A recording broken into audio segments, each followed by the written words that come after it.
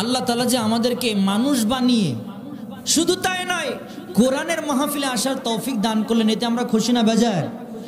আল্লাহ তাআলা চাইলে আমাদেরকে গাছপালা, তরুলতা, পশু পাখি, জীব জানোয়ার বানিয়ে দুনিয়াতে পাঠাতে পারতেন, কথা বলেন ঠিক কিনা? কিন্তু আল্লাহ তাআলা আমাদেরকে তা না করে রহমতের চাদরে আবৃত করে, পছন্দ করে, যাচাই করে, বাছাই করে আশরাফুল মাকলুকাত তথা সৃষ্টির সেরা মাকলুকাত হিসেবে, মানুষ হিসেবে, ইনসান হিসেবে পাঠালেন। এজন্য আমরা খুশি না বেজার? লাকা হামদান লাকা শুকরান, লাকা হামদান লাকা শুকরান, হামদান শুকরান ও গো মহিয়াগান, হামদান শুকরান ও গো মহিয়াগান, করেছ মোদেরে যাতে ইনসান, ও করেছ মোদেরে যাতে ইনসান। সকলে বলি আলহামদুলিল্লাহ। দরুদ গাফন করে বিশ্ব মুক্তির মানবতার মহান স্থপতি আখায়ে নামদার তাজেদারে মদিনা সরদরে আলম মুহাম্মদুর রাসূলুল্লাহ। সকলে পড়েন সাল্লাল্লাহু আলহামদুলিল্লাহ। নারে তাকবীর, জোরে নারে তাকবীর। যাক আলহামদুলিল্লাহ, এই ইমানের পাওয়ার শেষ পর্যন্ত থাকবে ইনশাআল্লাহ, থাকবে তো ইনশাআল্লাহ। ইসলাম বিজয় করতে গিয়ে কিন্তু 1000 জনের দরকার হয়নি, ইসলাম বিজয় করতে গিয়ে কিন্তু লক্ষ জনের দরকার হয়নি, ইসলাম বিজয় করতে গিয়ে কোটি জনের দরকার হয় না। ইসলাম বিজয় করার জন্য মুজাহিদ 313 জন দরকার, কথা বলেন ঠিক কিনা? আমরা ইসলামের মুজাহিদ হতে পারবো তো ইনশাআল্লাহ? আল্লাহ তাআলা আমাদের সকলকে কবুল করুন, সকলে বলি আল্লাহুম্মা আমিন। আসুন আমরা সরাসরি আলোচনায় ঢুকে যেতে চাই। আমরা আলোচনার শুরুতেই ছোট্ট একটি আয়াত আমি তেলাওয়াত করেছি, সেটা হলো আল্লাহ পাক রব্বুল আলামিন আমাদেরকে কত সুন্দর করে বলেন, ইন্না সালাতি ওয়া নুসুকি ওয়া মাহইয়ায়া ওয়া মামাতি লিল্লাহি রাব্বিল আলামিন।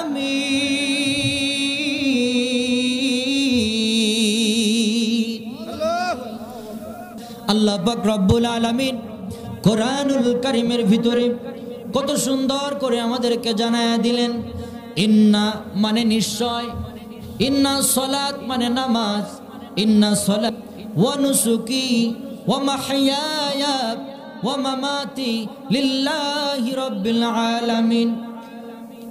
আমার নামাজ, আমার রোজা, আমার হজ, আমার যাকাত, আমার কুরবানি সব কিছু কেবলমাত্র একমাত্র হতে হবে কার খুশির জন্য? বলেন, আরো জোরে বলেন, কার খুশির জন্য? ও বেলতলা গ্রামের মুসলমান, আমার কলিজার টুকরা বাজানেরা, ও পর্দার মায়েরা, ও আমার মা, ভালো করে লক্ষ্য করো গো মা। আল্লাহ পাক রব্বুল আলামিন এই আয়াতের ভিতরে আমাদেরকে জানায় দিলেন, মেসেজ দিলেন, তোমাদের জীবন, তোমাদের মরণ, তোমাদের নামাজ, তোমাদের রোজা, তোমাদের হজ, তোমাদের যাকাত সব কিছু হবে একমাত্র শুধুমাত্র কার খুশির জন্য? বলেন, আল্লাহর খুশির জন্য। কথা বলেন ঠিক কিনা?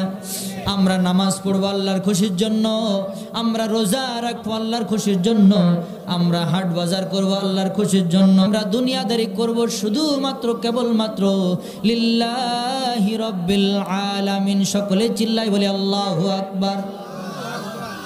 ছোট্ট একটি কথা আমার মনে পড়ে যায়, কলিজার টুকরা পয়গম্বরের একজন প্রিয় সাহাবী, নাম হলো আব্দুল্লাহ।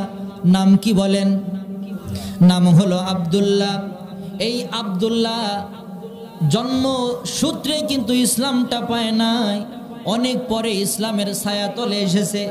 ওনার আগের নাম ছিল, যখন বেধর্মী ছিল তখন নামটা ছিল আব্দুল উজ্জা।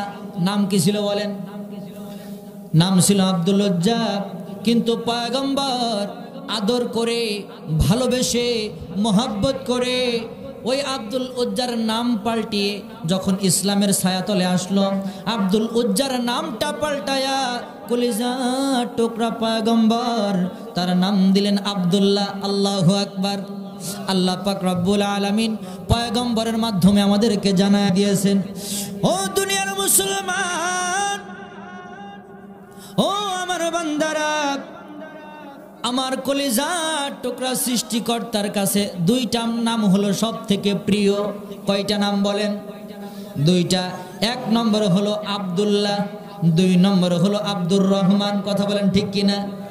আমরা আমাদের সন্তানদেরকে এরকম ভালো ভালো নাম রাখবো, নবীদের নামের নাম রাখবো। কথা বলেন ঠিক কিনা? কিন্তু আমাদের সমাজে আমরা এমন এমন নাম রাখি যার কোনো অর্থই হয় না। কথা বলেন ঠিক কিনা? বল্টু বল্টু সল্টু মল্টু আছে না নাই? এই নামে যারা আছেন তারা আবার রাগ করেন না জানো, কারণ নামেরও একটা বরকত আছে না নাই? কাল কঠিন কিয়ামতের দিন হাসরের ময়দানে হাজার হাজার মানুষের সামনে নয়, লক্ষ লক্ষ কোটি কোটি মানুষের সামনে আল্লাহ আপনার নাম ধরে যখন ডাকবেন, আপনার নামটা যদি আল্লাহর পছন্দ নিয়ে যায়, যদি আল্লাহ তাআলা ডাকে, ও আব্দুল্লাহ তুমি কোথায়, ও আব্দুর রহমান তুমি কোথায়, ও মুহাম্মদ তুমি কোথায়, ও আহম্মদ তুমি কোথায়, বলেন তো নামেরও একটা বরকত আছে না নাই? আছে। এই নাম যদি ভালো হয়ে যায়, কাল কঠিন কিয়ামতের দিন নামের ওসিলা করেও আল্লাহ তাআলা আপনার দয়া মায়া করে মাফ করে দিতে পারে। কথা বলেন ঠিক কিনা? এজন্য আমাদের সন্তানদেরকে ভালো নাম রাখবো তো ইনশাআল্লাহ। কলিজার টুকরা পয়গম্বর ওই আব্দুল উজ্জার নাম রাখলেন আব্দুল্লাহ। বিশ্ব নবী আমার শীতের মৌসুমে কনকনে শীতের ভিতরে হুজরাখানা থেকে বের হলেন। হুজরাখানা থেকে বের হওয়ার সাথে সাথে দেখলেন আব্দুল্লাহ দাঁড়ায় আছে, জীর্ণ শীর্ণ হয়ে দাঁড়ায় আছে। বিশ্ব নবী চিনতে পারে নাই, একেবারে বেকা হয়ে দাঁড়ায় আছে। ডাক দিয়ে বলেন, ও আমার দিনী ভাই, তুমি কে গো? জানতে চাই এই শীতের ভিতরে গভীর রজনীতে কেন আমার হুজরাখানার সামনে দাঁড়ায় আছো? আব্দুল্লাহ ডাক দিয়ে বলে, রে পয়গম্বর, আমি হলাম আপনার আব্দুল্লাহ। আল্লাহু আকবার বলেন। পয়গম্বর ডাক দিয়ে বলে, ও আব্দুল্লাহ, তুমি কোন আব্দুল্লাহ? তোমাকে তো চিনতে পারলাম না, তোমার পরিচয়টা একটু দাও। আব্দুল্লাহ ডাক দিয়ে বলে, রে পয়গম্বর, কিছুদিন আগে আমি আপনার হাতে হাত রেখে কালেমা গ্রহণ করেছিলাম। আমি সেই আব্দুল্লাহ, আমার আগের নাম ছিল আব্দুল উজ্জা। সুবহানাল্লাহ বলেন। পরিচয়টা দেওয়ার পরে ডাক দিয়ে বলে, ও আব্দুল্লাহ, তুমি কেন কেন এই শীতের ভিতরে এখানে জীর্ণ শীর্ণ হয়ে দাঁড়ায় আছো? আব্দুল্লাহ ডাক দিয়ে বলে, ও পয়গম্বর, আমি যখন ইসলাম গ্রহণ করি নাই, আমার অর্থ সম্পদের অভাব ছিল না, আমার টাকা পয়সার অভাব ছিল না। আমরা জন্মসূত্রে অনেক বড় লোক, আমাদের টাকা পয়সার অভাব নাই। আমি আমার চাচার বাড়িতে থেকে মানুষ হয়েছি। চাচার কাছে যখন যেটা চেয়েছি চাচা আমাকে দিয়েছে। ও কলিজার টুকরা পয়গম্বর, কিন্তু আমি যখন কালেমা গ্রহণ করেছি, আমার চাচা গোপন সূত্রে জানতে পেরেছে যে আমি গ্রহণ করেছি, ইসলামের ছায়াতলে এসেছি। ও পয়গম্বর, আমার চাচা আমাকে ডাক দিয়ে বলে, ও আব্দুল উজ্জা, তুমি নাকি আমাদের বাপ দাদা 14 গোষ্ঠী ধর্মের মুখে লাথি মেরে তুমি নাকি ওই আব্দুল্লাহর বেটা মোহাম্মদের ধর্ম গ্রহণ করেছো, কথা সত্য নাকি? আব্দুল্লাহ ডাক দিয়ে বলে, ও প্রাণের চাচা যান, আপনি মন খারাপ করবেন এই জন্য আমি আপনাকে জানাই নাই, কিন্তু যেহেতু ইসলাম ধর্ম গ্রহণ করেই ফেলেছি, আপনার কাছে আর মিথ্যা কথা বলতে পারবো না। আমি জীবনে কত দেব দেবতার নাম জপেছি, কত রকম রাম ভাল্লুকের নাম আমি জপেছি, কিন্তু কোনোদিন অন্তরে প্রশান্তি পাই নাই। যেদিন থেকে ওই মোহাম্মদের কালেমা গ্রহণ করেছি, যেদিন থেকে ওই রবের নাম জপা শুরু করেছি, কলিজায় এমন প্রশান্তি পেয়েছি যা আর জীবনে কোনোদিন পাই নাই। আল্লাহু আকবার। চাচা ডাক দিয়ে বলে, ও আব্দুল উজ্জা, তুমি জানো না ইসলাম গ্রহণ করার কারণে তোমার অনেক বড় শাস্তি পেতে হতে পারে। তোমাকে বাড়িতে আর রাখা হবে না, তুমি বাড়ি থেকে বের হয়ে যাও। যদি ইসলামটা ত্যাগ না করতে পারো আমার বাড়ি থেকে বের হয়ে যাও। আব্দুল উজ্জা বাড়ি থেকে বের হবে, এমত অবস্থায় চাচা ডাক দিয়ে বলে, ও আব্দুল উজ্জা, তুমি বাড়ি থেকে বের হয়ে গেলে চলবে না। তোমার গায়ে যে পোশাকটা রয়েছে ওই পোশাকটাও কিন্তু আমার টাকায় কেনা, কথা বলেন ঠিক কিনা? ও আব্দুল উজ্জা, সুতরাং তুমি কাপড়গুলাও তোমাকে খুলে যেতে হবে। আব্দুল্লাহ ডাকতে বলে, ও পয়গম্বর, আমার চাচা যান যখন আমাকে বাড়ি থেকে বের করে দিলেন, বাড়ি থেকে যখন আমি বের হয়ে আসলাম আমার গায়ে এক টুকরা কাপড় আমার চাচা দিল না, কাপড়গুলা খুলে নিল।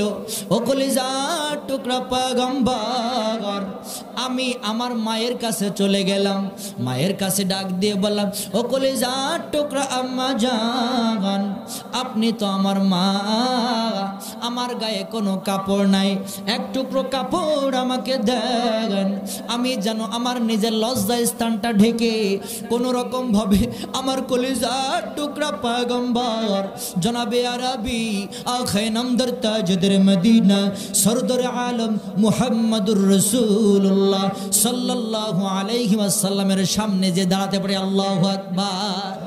ও কলিজার টুকরা পয়গম্বর, শুধু তাই নয়, আমি সে গভীর রজনী থেকে এ পর্যন্ত একটা বার আপনার নুরানি চেহারা মুবারক দেখার জন্য আমি এখানে পাগলের মতো দাঁড়ায় আছি। আল্লাহু আকবার বলেন।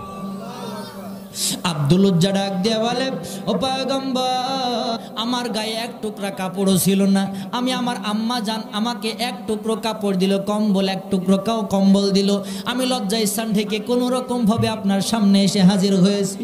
পয়গম্বর চোখের পানি ছেড়ে দেয়, চোখের পানি ছেড়ে দিয়ে ডাক দিয়ে বলে, ও আব্দুল উজ্জা, তোমার নাম আব্দুল উজ্জা না, তোমার নাম আব্দুল্লাহ, কথা বলেন ঠিক কিনা?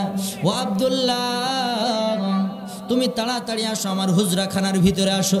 পয়গম্বর আব্দুল্লাহকে নিয়ে হাতটা ধরে হুজরাখানার ভিতরে নিয়ে গেলেন, ডাক দিয়ে বলে, আব্দুল্লাহ, তুমি এই নাও দুইটা আমার জুব্বা মুবারক আমি তোমাকে দান করে দিলাম। আল্লাহু আকবার। এই কথা বলে আব্দুল্লাহকে উদ্দেশ্য করে ডাক দিয়ে বলেন, ও আব্দুল্লাহ, তুমি তো তোমার মনের আশা পূরণ করেছো, তুমি বাড়ি ঘর ছেড়েছো, তুমি সয় সম্পত্তি সব কিছু ছেড়ে দিয়েছো, টাকা পয়সা বাড়ি গাড়ি আত্মীয় স্বজন সব কিছু ছেড়ে আমার কাছে চলে এসেছো। তোমার কি কোনো মনের আকুতি আছে নাকি? তোমার মনের কোনো আশা আছে নাকি? তোমার মনের কিছু চাওয়া আছে নাকি? আব্দুল্লাহ ডাক দিয়ে বলে, ওরে পয়গম্বর, বলার সুযোগ যেহেতু পেয়েছি, বলার সুযোগ যেহেতু পেয়েছি রে পয়গম্বর, আমি আর দেরি করব না। আমার একটা ইচ্ছা ছিল, আমার একটা আশা আছে যে আমি আমার মরণটা যেন শহীদি মরণ হয়। আল্লাহু আকবার। নারায়ে তাকবীর, নারায়ে তাকবীর। আব্দুল্লাহ ডাক দিয়ে বলে, ও পয়গম্বর, যেহেতু আমি সুযোগ পেয়ে গেছি, ও পয়গম্বর, আমার মরণটা যেন শহীদি মরণ হয়, কথা বলেন ঠিক কিনা? পয়গম্বর দোয়া করে দিলেন, ও আরশের মালিক, আমার এই আব্দুল্লাহকে আপনি শহীদি মরণ দান করেন। সুবহানাল্লাহ। যুদ্ধের ঘোষণা এসে গেল। বলি যার টুকরা পয়গম্বরের প্রিয় সাহাবী যখন যুদ্ধে গেলেন, যুদ্ধে তিনি মৃত্যুবরণ করলেন না, আসার সময় অসুস্থ হয়ে মৃত্যুবরণ করলেন। সুবহানাল্লাহ। ওই সময় থেকে বলি যার টুকরা পয়গম্বর ঘোষণা করে দিলেন, যারা অসুস্থ হয়ে মারা যাবে তারা ঈমান নিয়ে যদি মারা যায় শহীদি মরণ লাভ করবে। আল্লাহু আকবার বলেন। আব্দুল্লাহ লাশটা সুন্দর করে গোসল করাইলেন, গোসল করায় কলিজার টুকরা পয়গম্বর সাহাবা একরামদেরকে নিয়ে সুন্দর করে কবরস্থানের দিকে গেলেন। কবর খনন করা হলো। কবরে নামানোর আগে পয়গম্বর সাহাবা একরামদেরকে উদ্দেশ্য করে ডাক দিয়ে বলেন, ও আমার সাহাবীরা, আমি আমার আব্দুল্লাহর কবরে নিজেই নামবো, তাড়াতাড়ি লাশটা আমার হাতে তুলে দাও। লাশটাকে নিয়ে কলিজার টুকরা পয়গম্বর আকাশের দিকে তাকায়া আল্লাহকে ডাক দিয়ে বলে, ওগো আরশের মালিক, আমি আমার আব্দুল্লাহর প্রতি খুশি, আপনিও রাজি এবং খুশি হয়ে যান। আল্লাহু আকবার। এই দৃশ্যকে সাহাবা একরামরা দেখলেন, কলিজার টুকরা সাহাবীরা চোখের পানি ছেড়ে দিয়ে কান্নাকাটি করে। আর বিশেষ করে একজন সাহাবী সাদ বিন আক্কাস রাদিয়াল্লাহু তাআলা আনহু, উনি ডাক দিয়ে বলে, রে আব্দুল্লাহ, ওই লাশটা যদি তোর না হয়ে আমার হইতো, আমার কপালটা কতই ভালো হয়ে যেত। যেই লাশের প্রতি যে তোর প্রতি, ওরে আব্দুল্লাহ, পয়গম্বর নিজে খুশি এবং শুধু তাই নয়, আল্লাহ তাআলাও তোর প্রতি খুশি হয়ে গেছে। আল্লাহু আকবার। এরকম জীবন এবং মরণ সব কিছু বলেন তো আল্লাহ তাআলার জন্য, খুশির জন্য আমরা করে বিলীন করে দিতে রাজি আছি তো ইনশাআল্লাহ? ইনশাআল্লাহ। আমাদের জীবন, আমাদের মরণ, আমাদের সব কিছু কেবলমাত্র শুধুমাত্র একমাত্র কার খুশির জন্য হবে?